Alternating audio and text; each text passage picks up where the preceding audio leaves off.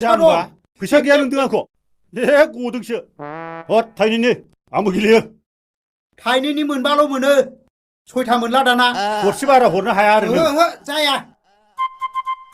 गरबाल' आं फार्स्ट खांग्रोगोन फैलाय बे बाला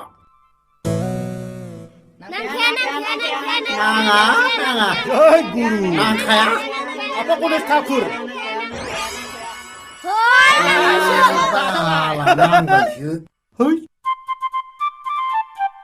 है आंना गुथिया नैबेसोलै ओरै स्ट्रिक मोनो दे ला नै बेखौ जरा खारहोनां है